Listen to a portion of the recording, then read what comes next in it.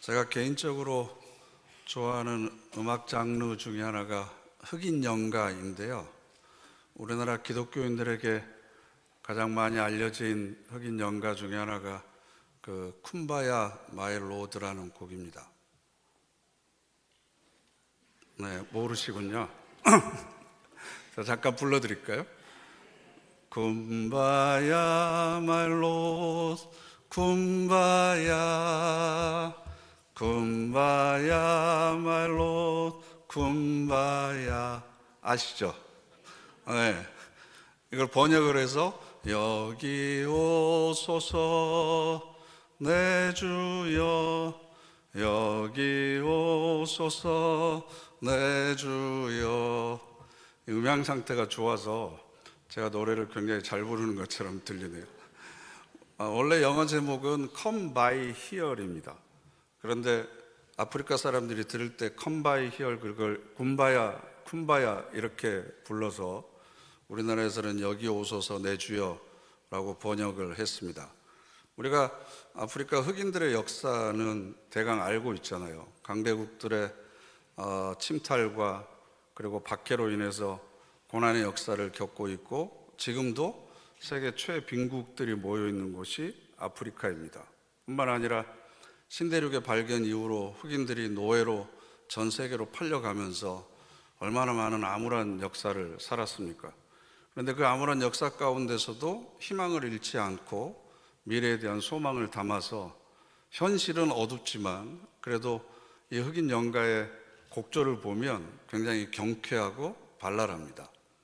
매우 간단한 가사가 계속해서 반복되고 음정도 그래서 굉장히 중독성이 있지만 그 안에는 현실을 이겨내겠다는 용기, 그리고 미래에 대한 소망이 그 속에 절절히 녹아 있습니다.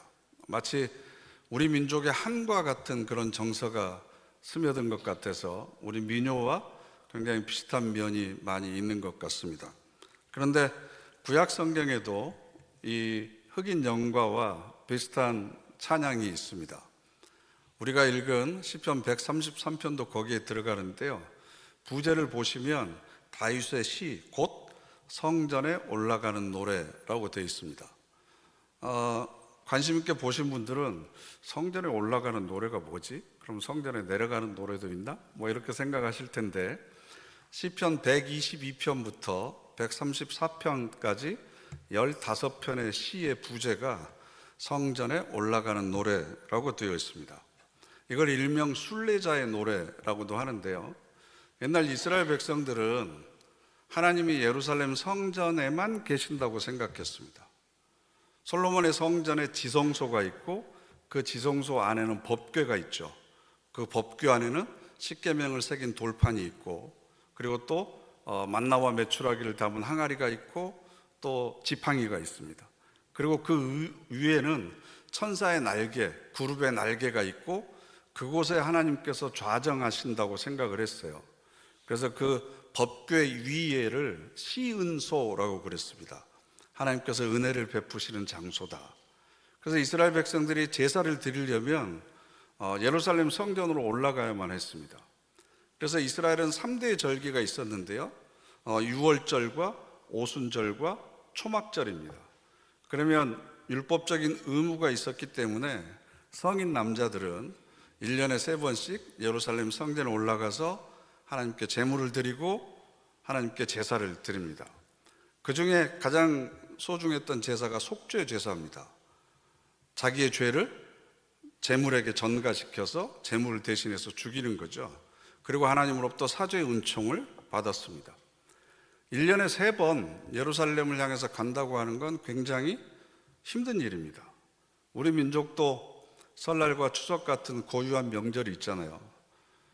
고향이 지방이신 분들은 1년에 2번 시간 내서 다녀온다고 하는 것이 굉장히 힘든 일이라는 걸 잘 아실 겁니다.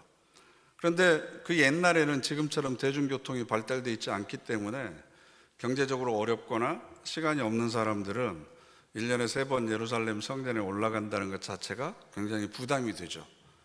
그런데도 불구하고 이스라엘의 성인 남자들은 자녀들을 데리고 1년에 꼭 한 번만이라도 예루살렘 성전에 가서 제사를 드렸습니다. 그 풍습이 신약에도 계속 이어져 내려와서 예수님의 부모도 예수님이 자라던 나사렛에서부터 예루살렘에게까지 그 제사를 드리러 가죠. 그러다가 예수님이 12살 되던 해였는데 그 성전에서 랍비들과 성경에 관한 이야기를 하는 걸 깜빡 잊고 본인들만 집으로 갔다가 나중에 다시 찾으러 오잖아요. 다 알고 계시는 얼굴이죠, 이게. 그런데 그 길이, 예루살렘 성전에 올라가는 길이 때로는 며칠 걸리고 때로는 몇 주도 걸리기 때문에 혼자서 갈 수가 없죠. 그래서 동네 사람들하고 다 같이 한꺼번에 무리를 지어서 여행을 합니다. 이걸 캐러반 여행이라고 합니다. 그러니까 옛날에 상인이나 그 물건을 팔던 사람들이 사막이나 초원 같은 데서 낙타나 말 등에다가 물건을 이렇게 싣고 떼를 지어서 이렇게 이동하는 것, 모두가 다 도보로 이동하는 거죠. 그 짐에는 텐트도 있고 먹을 식량도 있고 여러 가지 장비들을 싣고 가는 겁니다. 때로는 사막을 지나가기도 하고 산악지대를 통과하기도 해야 되기 때문에 굉장히 어렵고, 또 어떤 곳에서는 산적을 만나기도 하고 때로는 들짐승들이 우글거리는 곳도 지나가야만 됩니다. 때로는 낯선 동네에 들어가면 이방인 취급을 받기도 했고, 또 날씨가 굉장히 일교차가 크기 때문에 낮에는 뙤약볕 아래 시달리고 밤에는 또 살갗을 파고드는 그런 한기와 맞서 싸워야만 했습니다. 그렇게 멀고도 험한 길을 몇 주 동안, 때로는 한 달 넘게 걸어서 가야만 했습니다. 그러니까 육체적으로는 굉장히 지치고 힘들잖아요. 사기도 떨어질 수밖에 없고, 또 함께 여행하는 사람들끼리 처음에는 신뢰를 가지고 마음이 맞아서 출발을 했지만 며칠 가다 보면 마음이 상하고 갈등이 생길 때도 있겠죠. 그런 여행을 하면서 이스라엘 사람들이 함께 불렀던 찬양이 바로 성전에 올라가는 노래라고 부제가 달려져 있는 겁니다. 비록 힘들고 어려운 여행길이지만 내가 왜 이 길을 걸어가는지 그 목적의식을 잃지 않으려고 노력을 했고, 장차 예루살렘 성전에 올라가서 하나님 앞에 제사 드리고 믿음의 성도들이 함께 모여서 교제할 것에 대한 부푼 가슴을 항상 유지하기 위해서, 그런 기대와 설레임을 유지하기 위해서 이런 찬양을 불렀습니다. 마치 흑인 영가가 노예 생활을 하고 나라를 빼앗긴 흑인들에게 위로가 되고 삶의 방향태가 되어주고 삶의 동력이 되었듯이 순례의 길을 떠난 이스라엘 백성들에게도 마찬가지였습니다. 오늘 우리가 읽은 시편 133편의 내용도 그런 배경에서 지어진 시입니다. 그래서 1절 말씀을 보면, 보라, 형제가 연합하여 동거함이 어찌 그리 선하고 아름다운고. 여기서 형제는 육체적인 가족만을 이야기하는 것이 아닙니다. 지금은 비록 힘들지만 머지않아 예루살렘 성전에서 함께 모여서 예배를 드리게 될 성도들, 믿음의 동역자들, 하나님 한 분을 아버지로 고백하는 모든 사람들을 바로 형제라고 불렀습니다. 그리고 며칠 동안 머물면서 제사도 드리고 화목제물 드리고 나면 그 제물로 드렸던 고기들을 서로 나눠서 먹고 서로 교제하고 새로운 사람들을 또 사귀게 되고 그런 일들이 있죠. 그래서 그런 장면들을 상상을 하면서 지금 노래를 부르는 겁니다. 그런데 2절 말씀을 보면, 머리에 있는 보배로운 기름이 수염 곧 아론의 수염에 흘러서 그의 옷깃까지 내림갔고 라고 되어 있습니다. 그러니까 그렇게 형제들이 함께 모여서 하나님 앞에 제사 드리고 교제하는 장면이 마치 기름과 같다. 여기서 아론은 모세의 형이죠. 이스라엘의 역사에서 제사장의 시조가 되는 그런 인물입니다. 이스라엘은 중요한 직책에 있는 사람을 임명할 때 머리에 기름을 부었습니다. 왕과 제사장과 하나님의 말씀을 대신해서 전하는 예언자들은 기름을 부어서 임명을 했습니다. 그런데 그 기름을 얼마나 많이 부었는지 머리에 부은 기름이 수염을 타고 흘러내려서 옷깃을 적셨다. 이 얘기는 위로부터 임하는 하나님의 능력과 은혜가 충분히 넘쳐났다라고 하는 것을 의미합니다. 두 번째는 3절에 헐몬의 이슬이 시온의 산들에 내림 같도다. 여기서 헐몬은 헐몬산, 지금의 헤르몬산을 이야기합니다. 헤르몬산은 높이가 2814m입니다. 3000m 가까이 되는 굉장히 높은 산입니다. 산이 높으면 평지와 기온의 차이가 심하잖아요. 그러다 보니까 새벽에 이슬이 많이 내리게 되어 있습니다. 예루살렘 성전이 있는 시온산은 산이라고 부르기에는 좀 언덕과도 같은, 우리 그 동네 뒷산과도 같은 그런 이미지라고 한다면, 헤르몬산은 3000m 가까운 높은 산이기 때문에 새벽에 이슬이 아주 진하게 내립니다. 비가 많이 내리지 않는 팔레스틴 지역 같은 경우에 새벽 이슬이라고 하는 것은 식물들이나 생명체에게 있어서는 생수와도 같은 굉장히 소중한 겁니다. 그러니까 우리들의 삶을 영위하도록 가능하게 해주는 충분한 은혜를 하나님께서는 잠잠히 변함없이 꾸준하게 새벽에 우리가 깨닫지 못할 때에도, 알지 못할 때에도 변함없이 우리에게 공급해 주시는 분이시다. 그러니까 이 기름과 이슬이라고 하는 이 비유는 우리에게 같은 의미를 전달해 주고 있습니다. 하나님의 성전 앞에 모인 모든 예배자들이 위로부터 오는 하나님의 능력과 은혜를 충분히 공급받아서 다시 세상에 나가서 살아갈 힘을 얻게 되는 거다. 그렇게 하나님께서는 그들에게 복 주시기를 원하신다. 그래서 지금 이 자리에 우리도 똑같이 하나님께 예배드리기 위해서 모였습니다. 아론의 머리에서부터 수염을 타고 옷깃을 적셨던 기름과 또 헤르몬산에 내렸던 이슬처럼 위로부터 임하는 하나님의 능력과 은혜가 우리 모두에게 충만하시기를 바랍니다. 뿐만 아니라 3절의 마지막 절에 보면 거기서 여호와께서 복을 명령하셨나니 곧 영생이로다. 영생이로다. 우리가 이렇게 함께 모여서 예배드리는데 이곳에 하나님께서 복을 주십니다. 그 복이 뭐라고요? 영생의 복을 주십니다. 우리는 보통 영생하면 내가 죽고 나서 그때부터 누리게 되는 복이 영생이라고 생각합니다. 그래서 영생의 지속성에만 관심을 갖습니다. 그런데 영생은 지속성이 문제이기보다 먼저 우리에게 필요한 건 질적인 삶의 변화를 이야기합니다. 달라진 삶이 바로 영원한 삶을 사는 겁니다. 그래서 영생은 죽어서 천국에서만 누리는 것이 아니라 지금 이 땅에서부터 우리가 누리는 삶이 영생입니다. 요한복음 17장 3절 말씀을 보면요, 요한복음 17장 3절 함께 읽어보실까요? 영생은 또 아버지께서 보내신 예수 그리스도를 아는 것이다. 아는 것. 하나님을 알고 예수 그리스도를 아는 것이다. 여기서 아는 것은 공부해서 아는 게 아닙니다. 기억하는 게 아닙니다. 여기서 알다라고 하는 단어는 히브리어로 야다라고 하는 단어인데요, 경험하다, 체험하다라는 뜻입니다. 부부가 서로를 알아가는 겁니다. 데이트할 때는 서로에 대한 정보만 알잖아요. 살아온 삶에 대한 내용만 압니다. 그런데 결혼을 하게 되면 그 사람에 대한 정보뿐만 아니라 육체적으로, 정신적으로, 영적으로 서로가 하나가 되어가는, 이게 바로 아는 겁니다. 그러니까 하나님과 예수 그리스도를 안다고 하는 건 내가 살아가면서 하나님의 손길을 삶 속에서 경험하고 십자가를 통한 예수 그리스도의 은혜를 내가 삶 속에서 직접 체험하고, 그래서 내 삶으로 하나님과 예수 그리스도와 함께하는 삶을 살아가는 것, 이게 바로 아는 겁니다. 단순히 성경을 읽어서 정보를 아는 것이 아닙니다. 그래서 우리가 찬송가 436장 자주 부르는 찬송인데 후렴이 이렇게 되어 있습니다. 영생을 맛보며 주 안에 살리라. 오늘 또 내일 또 주 안에 살리라. 내가 예수 그리스도 안에 있으면 나는 영원한 생명을 지금 살고 있는 겁니다. 예수 그리스도와 함께하는 삶이 바로 영원한 삶입니다.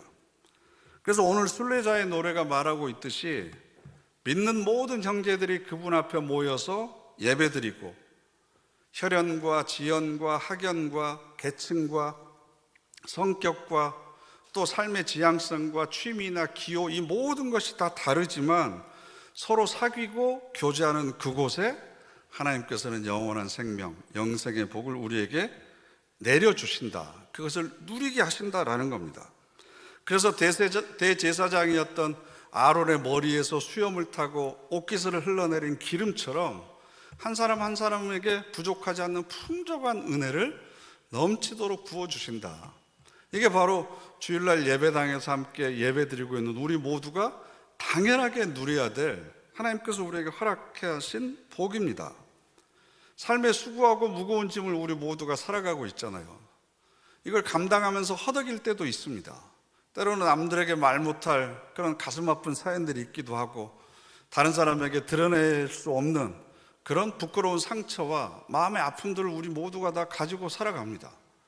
그럼에도 불구하고 우리가 일주일에 한 번씩 예배당에서 예배를 드리기 위해서 이곳에 모이잖아요. 제가 교인들을 보면요, 평택에서 오시는 분도 있고, 동탄, 또 심지어는 수원에서 오시고, 또 서쪽으로는 인천과 부천에서 오시는 분도 있고, 일산과 고양에서 오시고, 의정부에서 오시고, 심지어는 가평에서 오시는 분도 있고, 경기도 광주, 구리, 하남 등등등에서 막 이렇게 오십니다. 대중교통을 이용하시더라도 2시간 가까이 시간을 허비라고 하는 단어가 그렇지만 2시간 정도 걸리시는 분도 있고, 자차를 이용하더라도 1시간 내외 길을, 먼 길을 오십니다. 그것도 일주일에 한 번씩. 근데 왜 오십니까? 하나님께서 그의 이름을 여기에 두시고 내가 너를 여기서 만나겠다고 약속하신 장소이기 때문에 오는 겁니다. 하나님께서 우리에게 아론에게 허락하셨던 그 기름과 헐몬산의 이슬처럼 우리들에게 복을 주시겠다고 약속하신 곳이기 때문에 우리가 이곳에 오는 겁니다. 뿐만 아니라 일주일에 한 번씩 나를 위해서 기도해 줬던 사람, 함께 이곳에서 신앙생활을 20년, 30년 같이 했던 그런 믿음의 동역자들, 기도의 동지들, 이런 분들을 함께 만나서 내가 교제하고 기쁨을 나누는 것, 이것이 바로 세상에서는 경험할 수 없는 새로운 차원의 행복과 즐거움을 우리가 누리게 되는 거죠. 하나님을 아버지로 고백한다고 하는 그 믿음 하나 때문에 우리가 살아온 삶의 조건은 너무나 다르지만 서로 이렇게 마음을 열어놓고 교제하는 것, 이게 바로 영원한 생명을 지금 맛보고 누리기 시작한다는 겁니다. 하나님 나라에서 맛보게 될 영원한 생명에 비하면 그것이 빙산의 일각일 수 있지만, 지금부터 우리는 영원한 생명을 이미 누리고 있고 소유하고 있다는 겁니다. 그래서 이스라엘 백성들은 이런 순례자의 노래를 부르면서 서로를 격려했습니다. 아직도 가야 될 길은 멀리 있습니다. 우리도, 저와 여러분도 영적인 순례자입니다. 우리의 목적지는 영원한 하나님 나라, 본향으로 우리가 돌아가야 됩니다. 그러나 80년, 100년 걸려서 걸어가야 되는 그 순례길에 힘을 얻기 위해서 우리는 어쩌면 일주일에 한 번씩 이렇게 모이는 거죠. 아, 내가 가는 길이 나 혼자 가는 길이 아니구나. 나와 같이 손을 잡고 걸어가는 우리 동지들이 있구나. 동역자들이 있구나. 나 혼자 떠나는 고독한 여행이 아니라 우리 모두가 다 능동이라고 하는 이름으로 함께 캐러반 여행을 지금 걸어가고 있구나. 때로는 물론 지칠 수 있습니다. 힘들 수 있습니다. 육체적으로 힘들면 정신적으로도 굉장히 여유가 없어져서 갈등이 생길 때도 있고, 서로에게 원망이 생길 때도 있고, 또 나중에는 부담이 될 수도 있습니다. 아, 저 사람 없으면 내가 더 훨씬 더 편하게 갈 수 있을 것 같은데, 그냥 혼자 가는 게 더 편하지 않을까라는 생각을 할 수도 있습니다. 그럴 때마다 사람들은 함께 찬양했습니다. 입을 연다고 하는 건 마음을 여는 거거든요. 그리고 소리를 내는데 그 소리의 주파수를 같이 맞추는 겁니다. 그러면 그게 마음을 합하는 거죠. 사도신경과 같은 신앙의 고백을 우리가 한 목소리로 하는 겁니다. 그러면서 우리 사이에 모르게 연대감이 생기는 거죠. 서로의 삶에 대해서 공감 능력이 생기는 겁니다. 그러면서 우리가 하나이구나. 우리가 아버지로 고백하는 하나님도 한 분이고 예수 그리스도도 한 분이고 우리의 믿음도 하나이구나. 그래서 우리가 이 영적인 순례길을 함께 걸어가는구나. 그렇기 때문에 우리가 다음 주일에 성도 추모주일 예배를 드리는 것도 우리와 함께 이 순례길을 걸어가면서 먼저 하나님 나라로 들어가신 그분들을 기억하고 우리도 거기에 들어갈 것을 미리 생각하면서 마음을 다잡는 시간이 되는 거죠. 그래서 순례자들이 이런 성전에 올라가는 노래를 계속해서 불렀듯이 흑인들이 삶의 소망을 잃어갈 때마다 연가를 함께 부르면서 마음을 다잡았듯이 여러분들에게도 힘이 될 수 있는 그런 찬양이 있어야 돼요. 18번 같은 찬양. 그래서 저는 요즘 들어서 굉장히 많이 흥얼거리는 찬양이 당신이 지쳐서 기도할 수 없고 라는 그 찬양이 굉장히 요즘에 마음의 위로가 됩니다. 그러니까 그런 찬양을 우리가 흥얼흥얼 부르면서 또 함께 모였을 때는 마음을 열고 소리를 맞춰서 함께 부르는 것, 이게 바로 우리 영혼의 찬양이 되는 거고 우리에게 새로운 힘과 용기를 주는 겁니다. 그래서 시편 16편을 보면 이런 구절이 있습니다. 1절부터 3절인데 함께 읽어보실까요? 하나님이여 나를 지켜주소서. 내가 주께 피하나이다. 내가 여호와께 아뢰되 주는 나의 주님이시오니 주밖에는 나의 복이 없나이다. 땅에 있는 성도들은 존귀한 자들이니 나의 모든 즐거움이 그들에게 있도다. 아멘. 주는 나의 주님이시오니 주밖에는 나의 복이 없습니다. 아멘 하십니까? 우리가 이 순례길을 끝까지 완주하기 위해서는 반드시 이 믿음이 필요합니다. 하나님이 나의 주인이 되신 것만으로도 나는 복입니다. 주밖에는 나의 복이 없습니다. 이 순례길의 목적이 다른 것에 있으면 때로는 이탈할 수 있습니다.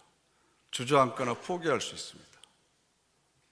그런데 하나님 한 분, 그 모든 천지 만물을 창조하신 그분이 내 삶의 주인이십니다. 그분이 내 삶의 복입니다. 이걸 고백하면 이 믿음의 길을 끝까지 완주할 수 있습니다. 그리고 두 번째 3절을 보면요, 성도들은, 땅에 있는 모든 성도들은 존귀한 자들이니 나의 모든 즐거움이 그들에게 있습니다. 옆에 있는 분들께 고백하시죠. 당신은 나에게 존귀한 분입니다. 당신이 나의 기쁨이요 즐거움입니다.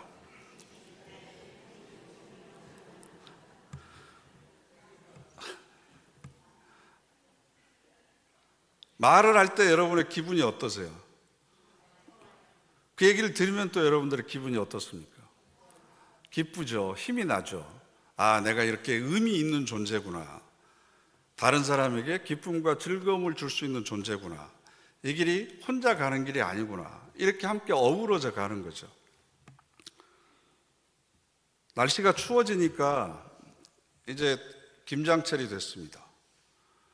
배추값이 좀 많이 내렸나요? 네. 김치는 종류도 다양하지만 특히 배추김치 같은 경우에는 먹을 때마다 그 맛이 참 신비합니다. 그래서 보통 이렇게 가위나 칼로 잘라 먹는데 이렇게 찢어 먹는 게 더 맛있잖아요. 그죠? 대는 두꺼워서 수분이 많이 있고 위에는 이파리는 또 양념이 많이 묻어 있기 때문에 이걸 같이 먹어야 맛있지, 이걸 잘라가지고 밑에 대만 먹거나 위에 이파리만 먹으면 그 별로 맛이 없는 것 같아요. 그래서 이게 또 익는 정도에 따라서 맛이 달라지잖아요. 그러니까 제가 김치 얘기를 느닷없이 꺼내는 이유는 하나님 나라를 향해서 걸어가는 순례자들의 공동체, 교회를 설명하는 데 있어서도 이 김치가 굉장히 좋은 의미를 담고 있는 것 같아요. 우리가 김장을 하기 위해서 제일 첫 번째 뭘 하죠? 배추김치를 담글 때 절입니다. 절임. 절임의 신비입니다. 소금의 절입니다. 절인다고 하는 것은 곧 죽음을 의미합니다. 배추가 절여지지 않으면 양념이 배지를 않습니다. 성도들이 예수 그리스도의 보혈이라고 하는 그 소금에 절여지지 않으면, 자아가 죽지 않으면 사랑할 수가 없습니다. 다른 사람을 용서하거나 받아들일 수가 없습니다. 내가 여전히 팔팔하고 살아있는데 어떻게 다른 사람, 다른 양념을 내가 받아들일 수가 있겠습니까? 십자가의 피로, 보혈로 우리가 푹 절여져야만 자아가 깨지고, 자아가 깨져야만 서로 용납하고 사랑할 수가 있습니다. 아직도 교회 공동체 안에 내가 사랑하고 용서할 수 없는 사람이 있다면 그건 그 사람의 문제가 아니라 내가 아직 덜 절여졌다는 겁니다. 내가 아직 숨이 살아있다는 겁니다. 내가 얼마만큼 절여져 있는 재료인지를 여러분 스스로 점검해 보세요. 그렇게 푹 절여지면 두 번째로 뭘 하죠? 버무리죠. 이게 바로 어울림의 신비입니다. 온갖 양념이 다 들어갑니다. 파와 마늘과 고춧가루 들어가고, 어떤 지방에서는 된장을 좀 넣기도 하고, 생강도 넣고, 각종 젓갈도 넣고, 어디는 잣가루를 넣기도 하고, 갓을 넣기도 하고. 저희 어머니는 생전에 그 돼지고기를 삶아서 갈아가지고 이렇게 넣으시기도 하셨고, 또 그 톳을 넣는 지방도 있고, 아무튼 그 지방마다 집안마다 김치 그 넣는 양념의 종류가 다 다양하고 그 맛도 다 다양하잖아요. 그런데 중요한 건 버무려져야 됩니다. 겉에만 버무리면 안 되고 속속들이 버무려져야 됩니다. 모든 양념들이 맛이 다릅니다. 저와 여러분들도 다 개성이 다릅니다. 그런데 함께 절여져서 버무려질 때 상호 침투가 되는 거죠. 서로가 서로의 삶에 영향을 미치게 되는 겁니다. 버무려지지 않으면, 그래서 섞이지 않으면 그건 김치라고 할 수가 없는 거죠. 그리고 나서 세 번째가 맛의 신비입니다. 이 김치의 맛이 다양한데 생각만 해도 벌써 김장하고 나면 겉절이 맛있잖아요. 그죠? 김치 속 그 채나물에 그 싱싱한 굴하고 또 돼지고기 수육을 이렇게 딱 얹어가지고, 그죠? 그것도 이게 흰 쌀밥에다 먹어야 맛있잖아요.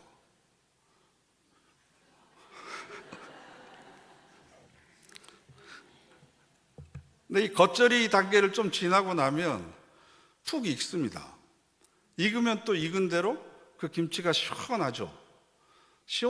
김치가 익었는데 왜 시원하다고 그러지? 그건 아시는 분들만 아실 겁니다. 그런데 이제 겨울도 지나고 봄이나 여름이 되면 먹을 수 있는 또 곰삭은 맛이 있습니다. 김치는 곰삭은 맛이 제 맛이라고 얘기하는 분들이 있습니다. 이 단계에 따라서 김치가 다 다르잖아요. 그러니까 공동체에 있어서도 마찬가지입니다. 우리 교회 처음 오신 분이나 신앙생활을 처음 시작하신 분들은 겉절이와 같습니다. 잘 섞이지 않습니다. 그런데 신선합니다. 새로운 맛이 있습니다. 그런데 조금 시간이 지나면 이제 신도회하고도 어울리고 묵장 모임에도 들어가고 사역을 같이 하게 되고, 그러면서 조금씩 익어가는 거죠. 서로 상호 침투가 되는 겁니다. 서로를 위한 기도와 영적인 교류가 우리 안에 일어나기 시작하는 거죠. 그렇게 잘 익어가는 겁니다. 그리고 세월이 조금 더 지나고 나면 이제 곰삭은 단계가 되는 거죠.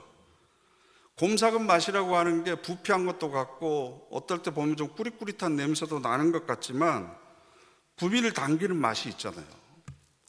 그런데 재미있는 건 이렇게 곰삭은 맛을 내기 위해서는 김치가 겨울을 지나야 됩니다. 그래서 옛날에 온 땅에다 묻었잖아요. 그리고 봄도 지나야 됩니다. 인생도 곰삭은 맛을 내려면 한겨울에 북풍한선을 맞은 것 같은 고난을 통과해야 됩니다. 그래야 그 사람에게서 곰삭은 맛이 납니다. 성도들의 신앙도 마찬가지인 것 같아요.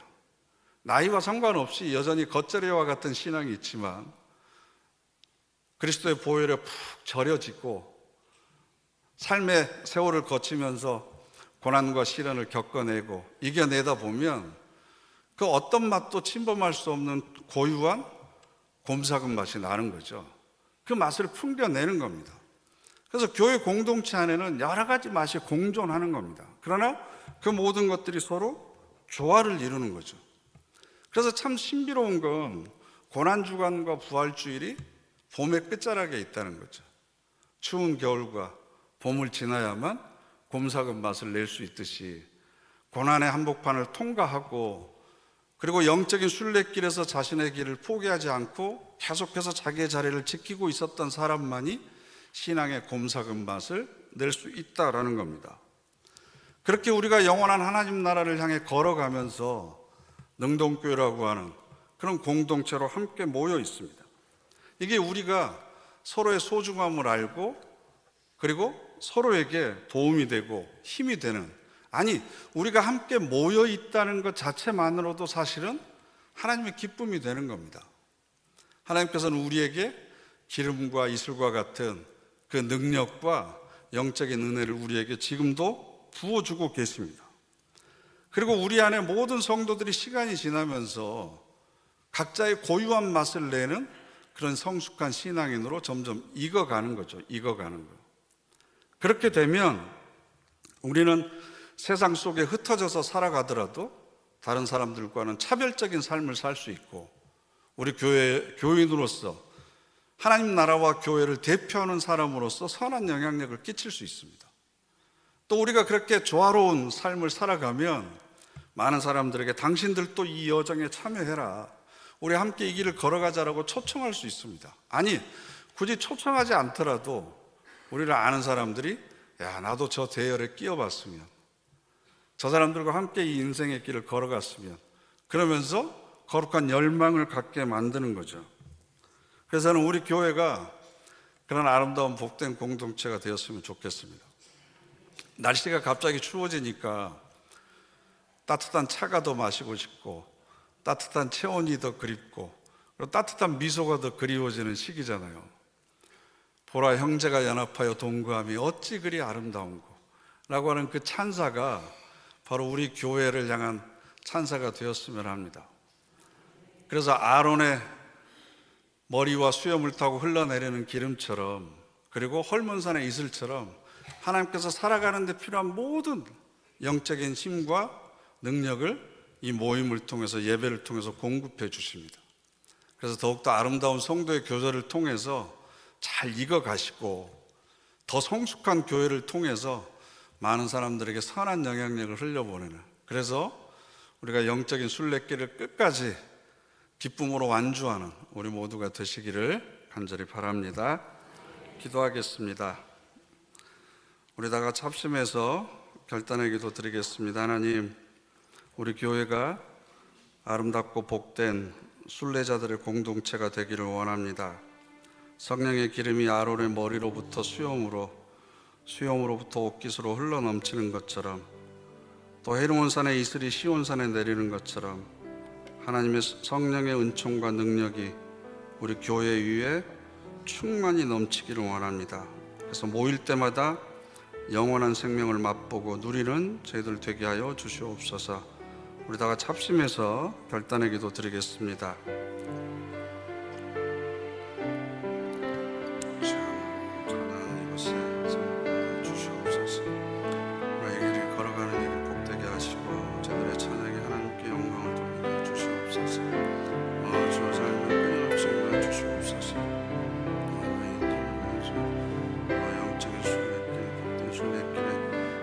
사람들이 끊어지지 않게 되기를 원합니다. 저 멀리 배는 시온성을 바라보며 오늘 또 능력 주시옵소서.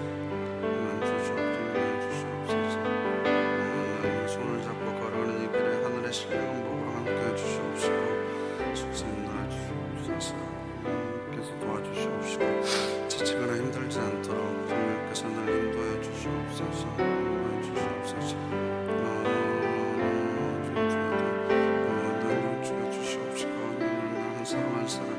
지치거나 힘들지 않도록 하나님께서 그때마다 힘을 주시고, 오른손으로 붙들어 주시고, 굽혀진 무릎을 일으켜 세워 주시고 은혜 주시옵소서.